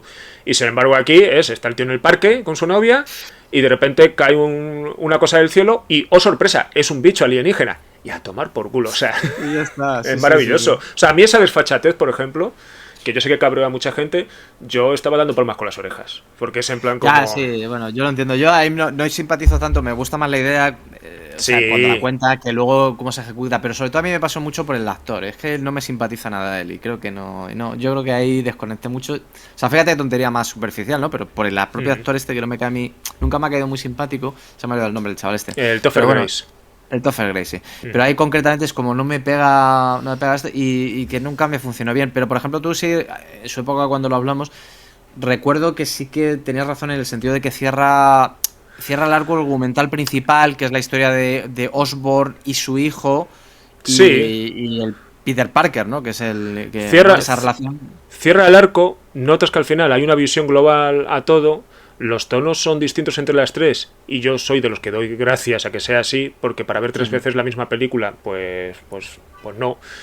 Entonces a mí me gusta que la primera sea como una peli muy clásica, incluso de narración, incluso de formato. La primera es la única que no es en formato panorámico, es como una peli más Hollywood clásico, ¿no? Y con la narración muy a machete, todo se presenta, todo a toda pastilla. La segunda de repente es como una peli más dramática, más pausada, tomándose su tiempo para hacer las cosas. Y la tercera es un desmadre. Es decir, a mí me mola mucho que cada peli sea muy distinta entre sí, pero al mismo tiempo sea capaz de equilibrar y de darte la sensación de que has seguido la vida de estos 3 personajes a lo largo de casi 10 años, 8 o 10 años, y que cierras un arco de alguna manera y que tiene sentido. Es decir, aparte de que el tío, sobre todo en la segunda y la tercera, se lanza machete por lo que hablamos en el primer programa que hicimos de San Raimi, por el tobogán del melodrama y sin paracaídas, o sea, aquí se nota muchísimo. Le suda la polla todo y sinceramente a mí es una cosa que me mola, no siendo yo fan del melodrama, pero el poco sentido del ridículo a mí es una de las cosas que siempre me han encantado de este señor. Sí, estaba diciendo aquí Alberto lo de que, aparte de lo de que es verdad que Tobey Maguire también hay conexión ahí con Jóvenes Prodigiosos y el guionista, no sé qué tal, o sea, hay como ciertas conexiones muy típicas, ¿no? También pero luego son sorprendentes, pero en realidad son como muy típicas, ¿no? Dentro de cuando se están produciendo las mismas cosas en el mismo momento. Y luego dice también lo de Danny Elfman, ¿no? Sí, Danny Elfman con el que discutió en la tercera ya es de Christopher Young. Acabaron a hostias San Raimi y Danny Elfman. Y la tercera parte la hizo Christopher Young. Pasa algo raro para que los dos. Fíjate, para que discuta por lo que se sabe, ¿no? Que Sam Raimi y su afabilidad. Sí. Y Daniel Mann igual es más subido, pero es un tío que tampoco. Pues acabaron a hostias después de Spider-Man 2 y la tercera la hizo Christopher Young y luego Daniel Mann volvieron a hacer las paces. Ahora son amiguetes otra vez. Eso es bonito, siempre es bonito volver a ser amigos. Pues nada, después de las grandes películas de superhéroes que se marca aquí, casi inmediatamente vuelve al terror, ¿no? Al terror original suyo, digamos, ¿no? Con Arrástrame al infierno, Drag Me to Hell. Y hace lo que todos quisiéramos que hubiera hecho hace mucho Peter Jackson. Ostras, ya te digo. Y es volver a hacer una peli pequeña como las que él sabía hacer. Y además, haciendo lo que siempre han hecho los Coen. Y es, espérate, ¿qué historias teníamos por ahí escritas de hace tiempo, de cuando éramos jóvenes y locos? Y este guión lo tenía escrito desde finales de los 80 con su hermano. De hecho, en su momento se habló que la iban a hacer después de Darman, protagonizado por Liam Neeson, y se iba a llamar The Lamia. Y nunca llegó a salir en aquel momento. Y entonces lo recuperó, cambió el sexo al personaje protagonista y hace una cosa que es muy, muy, muy divertida. Y que, sí, está muy bien. Y que no solo es divertida formalmente, sino que le da a la parte dramática de la historia, a la base, a la excusa argumental para todo eso, la intensidad y el tiempo justo y necesario. No se anda con chorradas, no intenta que todo esto sea... Es decir, además hay una cosa genial de esta peli y que al final aplica la misma sensación de ir sin concesiones que en el final del Simple Plan, pero aplicado a una peli de terror. Es decir, ¿esto cómo se llama? Arrástrame al infierno. ¿Cómo termina la peli? Tacatá, chimpón. Te lo están diciendo.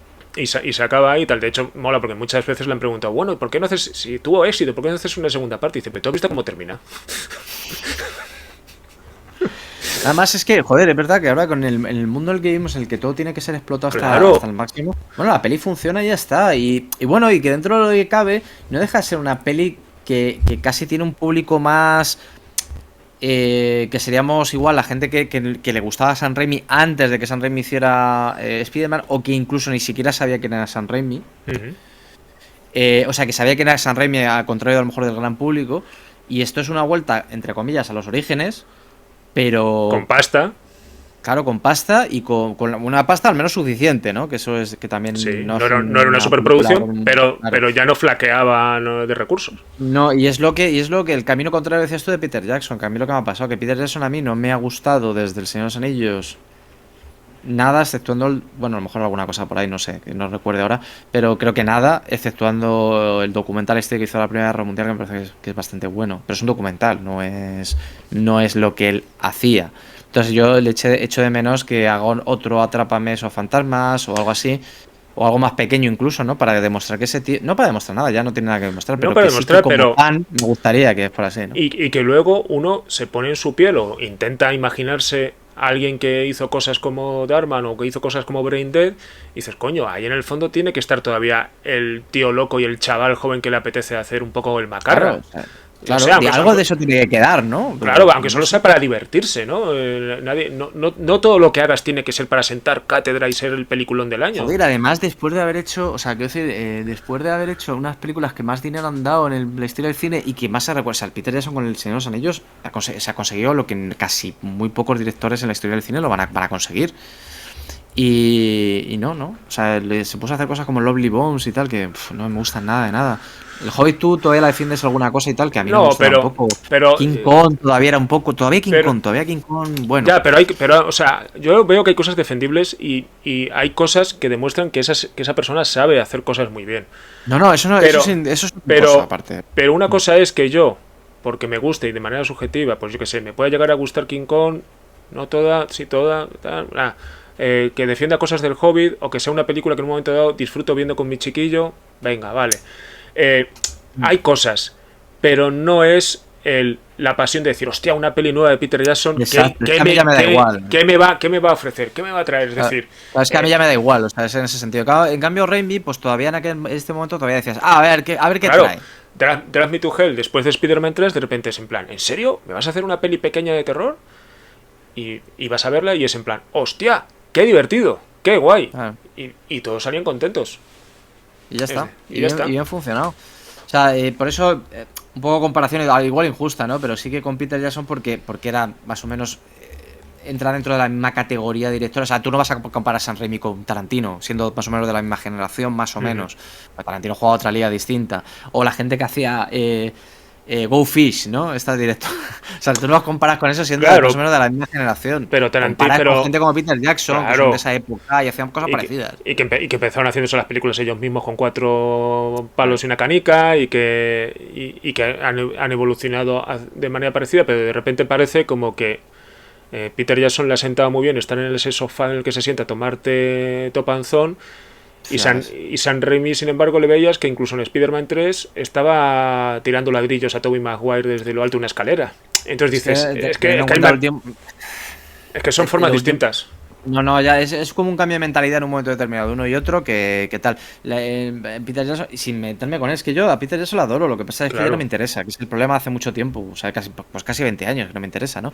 Pero por ejemplo, lo último que haya hecho haya sido este documental de los Beatles, que también es éticamente hasta cierto punto cuestionable, y encima es una cosa que es que ni a los fans prácticamente le interesa 12 horas de un asunto casi infumable.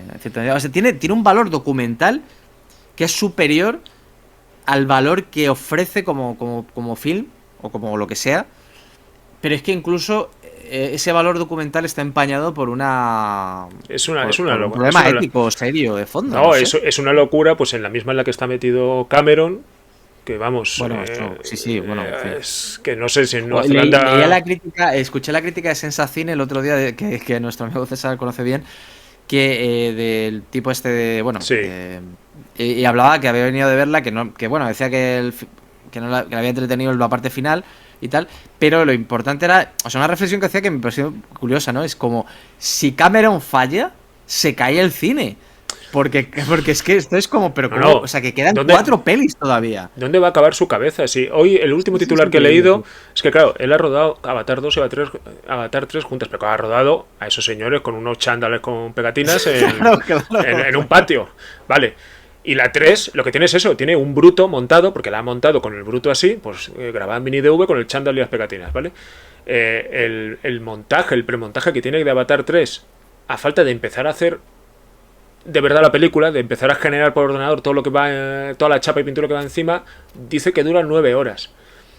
Es que es como y se ha tirado 13 años para hacer la 2. O sea, hostia, por eso digo, es decir, ¿de verdad esto es lo que queríais acabar haciendo cuando empezasteis a hacer cine de chavales? Es decir, yo entiendo incluso más la posición de Sam Raimi de estar, porque ahora hablaremos también de ese tema, de no dirigir o no hacer nada, en parte porque yo creo que él no se ve haciendo cosas en la industria de hoy y porque la industria no ve a Sam Raimi haciendo películas para el... Es como dar un paso atrás sin amenazar a que vas a volver. Y retirarse, ¿por qué? Porque al final, y ahora hablaremos de cómo enfoca él su manera de hacer cine a día de hoy por un par de entrevistas que dio y tal, es darse cuenta de que tú ya no encajas con la que hay ahora y el sistema de ahora no te va a dejar ser como tú quieres ser. Que de eso ya hablamos. Veremos luego lo de Cameron, si hace caja o no, esto está por ver todavía, pero lo de Cameron, el problema que hay es eso, es que el blockbuster tal y como se entendía cuando él hizo la primera de Avatar, no sé por qué ha producido tan raro, de Avatar, ya no existe ese mundo. O sea, es decir, el mundo, de hecho, Top Gun Maverick, lo único, bueno, tiene como cosas valorables esa peli, ojo, pero que una de las cosas que tiene como reflexión igual de fondo es que precisamente esos blockbusters ya no existen. O sea, que es como el último blockbuster. Y que realmente, si tú eres bueno haciendo lo que quieres hacer, si al final, porque siempre hemos hablado aquí de que al final, por ejemplo, yo siempre digo, Spider-Man 1 tiene determinados CGIs que no han envejecido bien, pero que no estaban bien ni el día que se estrenó. Pero si el corazón y el alma de la peli está bien puesto y lo que cuenta está bien contado, hay cosas que no importan. O te importan si eres un poco gilipollas, pero no importan. Cuando te dedicas 13 años a que eso sea un improvement totalmente brutal en términos técnicos y términos industriales, que no me parece mal, si Cameron ha hecho mucho por la industria, y da trabajo a un montón de gente, si eso es cojonudo, pero luego, ¿qué me estás contando? O sea, la frase ¿qué me estás contando, Cameron? O sea, esto al final, o sea, esto no es Dreyer. Bueno, y Dreyer contaba cosas. Esto no es delatar. Es decir, si sabes hacer bien las cosas, para contar lo que estás contando no hacen falta ni 13 años ni tantos millones. No, o sea, que decir, para contarme una cosa que no sé qué decir, para contarme bailando con lobos no necesitas tanto puto tiempo. Eso es otro ya tema. Está contado. O sea, otra cosa es, o sea, que tenga ese plurito que siempre tuvo desde siempre en realidad, porque siempre se ha conocido por eso, de tener como intentar buscar una especie de excelencia en lo tecnológico, no tanto lo técnico, pero también, pero joder. Pero en el momento que sobrepasas determinados límites, eso se llama locura. Eso se llama locura y además esfuerzo innecesario, porque al final luego encima ¿cuántos van a apreciar ese pequeño porcentaje de diferencia que hay, pequeño o grande, me da igual, que hay entre esta y la anterior? Solo los que vayan la primera semana a verla al cine, porque luego al final va a acabar en el mismo móvil que acaba Transformers 7. Exacto, sí. Es que es exactamente eso.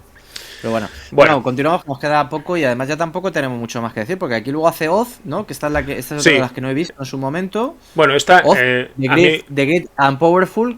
Sí, esta a mí me entretuvo bastante.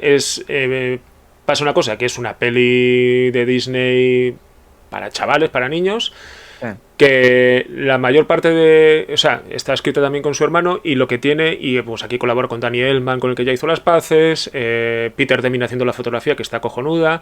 Se estrenó en esta época en la que todo se tenía que ver también, tenía que tener una versión en 3D, que no la he visto en 3D ni me importa, y tiene una cosa que, porque mucha gente pues dijo, esto ya no es lo mismo de siempre. Es decir, ¿por qué? Porque no está haciendo una peli de zombies. Obviamente está haciendo un poco lo que le da la gana. Y lleva haciendo una peli de zombies un montón de años, claro, exceptuando el año anterior. Claro, y la peli yo creo que es apreciable, es muy entretenida, es una peli de Disney para niños, es decir, tampoco puedes pretender que toque determinadas campanas a determinado tipo de público. Es decir, hay que separar un poco ahí lo que a ti te puede molar de las pelis anteriores de Sam Raimi y lo que ofrece esta. Pero luego sí que hay un pozo por debajo de determinada desfachatez, como decíamos antes, muy propia de la casa, en la cual, de hecho, en la peli el malo es él, es decir, porque al final deja un pozo como de... Él es un personaje totalmente deleznable y misógino, y es el verdadero malo de la película. Y entonces empiezas a darte cuenta de una serie de cosas, y de hecho al final el tío lo confesó en una entrevista, y es que es un remake encubierto del Ejército de las Tinieblas. Es decir...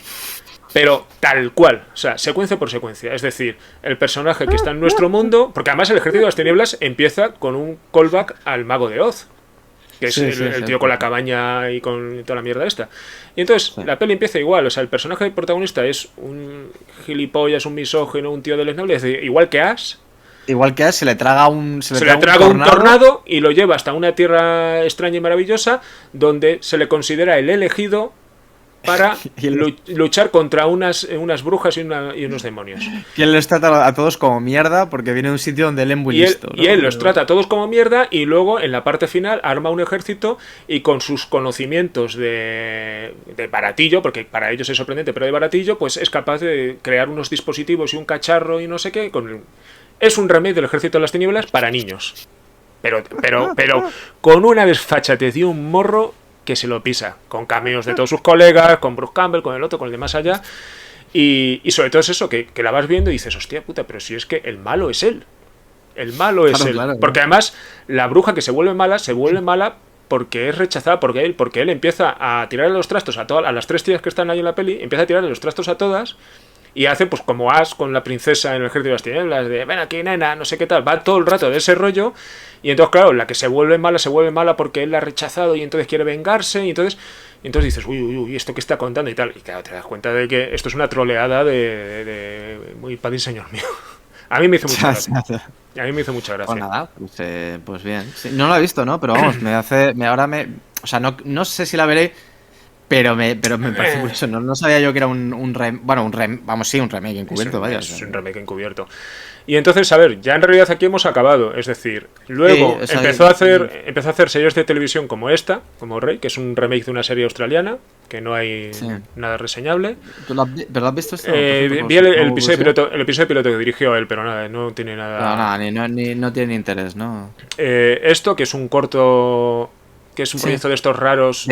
Bueno, Rake, la otra esta es de Black. Gandolab.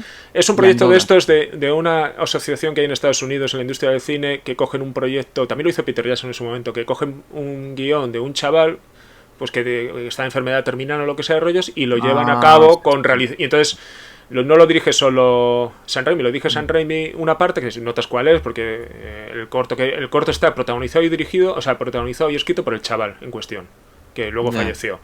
Y entonces es una cosa de Make a Wish y estas movidas y tal. Y sale J.K. Simmons, sale David Lynch. O sea, es una... Sí, estoy viendo aquí Laura Dern y, o sea... Sí, es una cosa así que realmente no es... Él está ahí, pues eso, por el rollo esto de voy a trabajar gratis para cumplir el sueño de este chaval, y es que Sam Raimi dirija un guión suyo. Y está ahí, pues... Sí.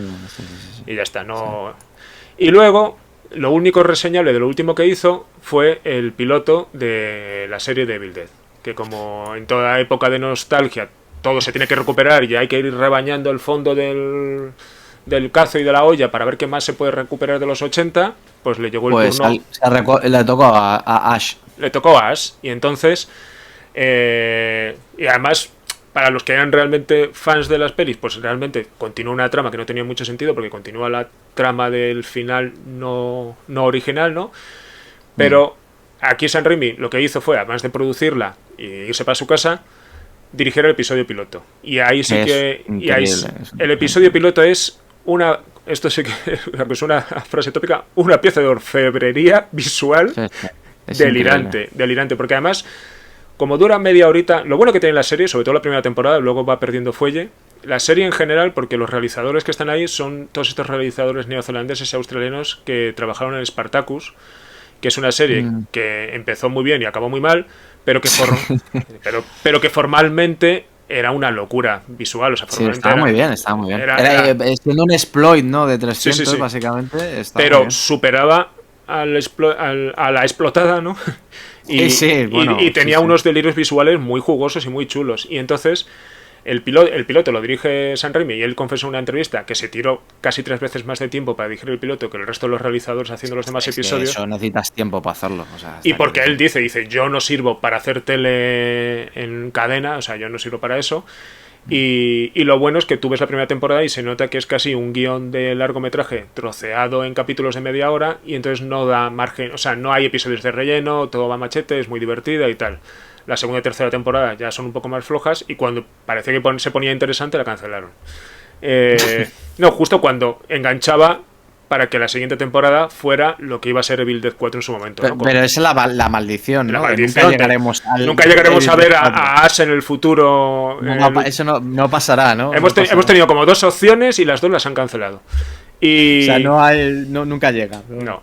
Pero bueno, pero el piloto es una pasada. O sea, se lo puede ver uno como un corto independiente sin necesidad de ver la serie. Sí, no, y además, o sea, aunque luego sepas que continúa, es una historia y está bien. Y está muy bien contada. Está muy bien contada. Tiene ese tipo de cosas donde te das cuenta de que a Sam Raimi lo que le molaba de Evil Dead era la chufla, la comedia, el de repente plantear situaciones imaginativas que venían de la nada y que no te puedes esperar, es decir, no tanto los canon de qué es zombie, qué no es zombie, la sangre, no sé qué, todas esas cosas le importa una mierda. No, hay gente que le importa, pero tiene razón de que me lo voy a saltar por aquí tiene momentos brillantes de Ash luchando contra una muñeca que es divertidísimo. Eso es verdad, eso era buenísimo. Y es divertidísimo, de estas cosas donde te das cuenta de que el tío tiene muchas cosas de esas.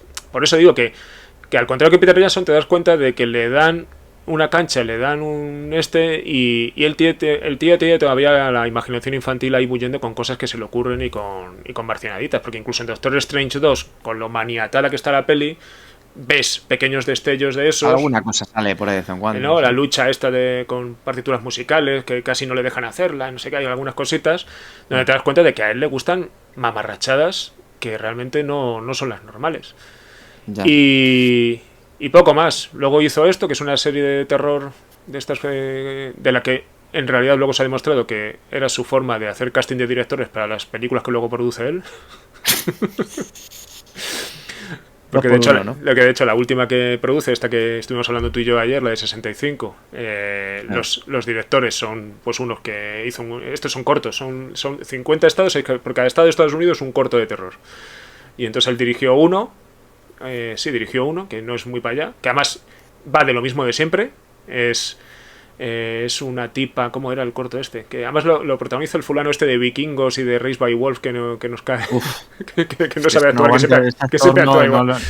No puedo con ese. Y entonces a su novia tuvo un accidente y se corta el brazo con una motosierra y entonces le ponen un brazo, le ponen un brazo de oro. Y entonces el brazo de oro empieza. Sí, es muy Edgar Allan Poe y muy chanante, ¿sabes? Y con este tono totalmente camp que dices, esto lo han hecho en el 2020, o sea, no. Es muy bien. Pero no, bueno, no es que no, o sea, es divertido, pero. No, y si sales actor ya no vamos. No pasa nada. No, paso, lo siento. Y ya está. Y con esto ya llegamos al multiverso, pero como ya lo comentamos, programa, pues no lo podemos comentar. Y además es que le dedicamos un tiempo de sobra a esta peli, a hablar de esta peli junto con las otras, o sea que...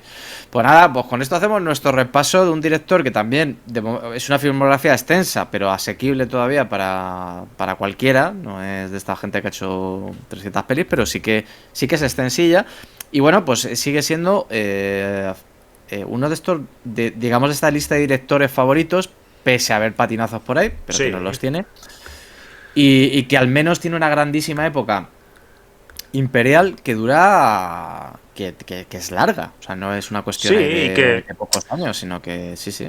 Y que porque sabes que ahora mismo el panorama de la industria de Hollywood es complicada, primero si no haces pelis de superhéroes y segundo si no te adhieres a cómo se hacen ahora las cosas con los rodajes multicámara, con todo este tipo ahora es una época complicada para cualquier realizador, pero para un realizador como Sam Raimi, que se basa tanto en definir desde el punto de partida dónde va a estar cada posición de cámara porque tiene que contar algo y que todo eso tiene que estar un poco atado y cerrado porque quiere que tenga un sentido, pues yo entiendo que hacer todo ese ejercicio y enfrentarse a unos ejecutivos que te pongan trabas y tal, pues a estas alturas de la película creo que él mismo no se ve peleando por... No, lo que hablábamos, ¿no? Lo de que ya llega la secuenciación y ya están hechas, ¿no? Y es como, bueno, esto ya está así, ahora tú pon los planos que falten pegar aquí. Claro, no, pero es que yo quería contar esto así. No, pues si hemos hecho una película que es más Sam Raimi que Sam Raimi. Exacto, que es lo que le pasa un poco a Doctor Strange, es decir, que que teniendo cosas pintonas te das cuenta de que uno huele y luego lee por ahí que han sido como pequeñas luchas dentro de un sistema en el cual pues Kevin Feige le habrá dicho a Sam Raimi lo típico, ¿no? Te voy a decir yo cómo se hace una película de Sam Raimi. Sí, no, clarísimo que ese es el rollo de... Y como hablamos el otro día, y mientras estaba yendo ya por la puerta con el cheque, le llama por teléfono Kevin Feige diciéndole que vuelva a subir, que igual tiene que hacer una peli de vampiros porque se les ha ido el director. Sí, que al final no lo hace él, al final le va a hacer otro. Ya, imaginaba que al final se va a caer por algún motivo u otro, pero que la idea era esa, ¿no? De que ya le llaman, oye, ¿puedes subir un momento antes de que termines de irte ¿te apetece hacer una película de vampiros? Y el otro igual, no sé. Pues no, al final lo va a hacer otro fulano. Bueno, pues en fin, mejor. No, bueno, mejor y peor, ¿no? Por una parte, bien, porque igual se anima a hacer una película por su cuenta. Mal, porque igual no se anima y ya no. Y esta puede ser. No vas a decir la última porque se va a morir pasa mañana, todavía es una persona joven. Pero sí que. Igual, si se ha tirado tanto tiempo para hacer esta película, igual no tiene muchas ganas de ponerse detrás de la cámara. Pero bueno, ya veremos. Que es lo que tiene pinta, pero bueno. Claro, tiene pinta. Bueno, pues nada, Fernando, pues bueno, acabamos por aquí. Lo que hemos dicho al principio, como nos intentaremos juntarnos los 4, por lo menos 3, para hacer el programa especial de Navidad. La semana que viene no tenemos programa, entonces tendremos que buscar un momento ahí entre medias de Navidad y Año Nuevo para hacer ese programa. Y luego ya volveremos, pues, bueno, ya iremos contando cómo volvemos, porque no está muy claro el horario. Posiblemente volvamos a la noche o no lo sé. Ya hablaremos, porque sí que lo hemos comentado al principio. Hemos tenido ahí un tema de que no venía muy bien hacerlo ahora, pero ahora ya no parece que a casi nadie le venga bien. Entonces, bueno, en fin. A mí sí me viene bien. No, ya a mí medianamente bien, sí, sobre todo por no hacerlo el domingo por la noche. Igual que estoy diciendo eso, de repente cambian las cosas y también me vienen mal los viernes. Claro, no, pero a mí es el que más o menos me viene igual de bien, pero es lo de siempre. Me viene bien para una cosa y me fastidia otra. Y el domingo me viene muy bien para una cosa, pero también me fastidia otra. La ventaja es que ahora por horario me encaja que en los dos momentos lo puedo hacer, pero bueno. Pues nada, Fernando, nos vamos. Tenemos una buena semana. Chicos, feliz Navidad. ¡Feliz Navidad! Esto, antes de meter la música. Dale. Espera. No sé si suena. Broken Iron Man. Se ha roto ya, tío. Se ha roto. Se ha roto del todo. Se ha roto. Se rompió el Iron Man. Mira, ya ni suena, tío. Ya sí suena. ¿Ah, sí? Sí, pero poquito. Sí. Bueno, pues nada. Bueno, venga. Se ha roto. Se ha roto. Se ha roto. Hasta luego. Adiós.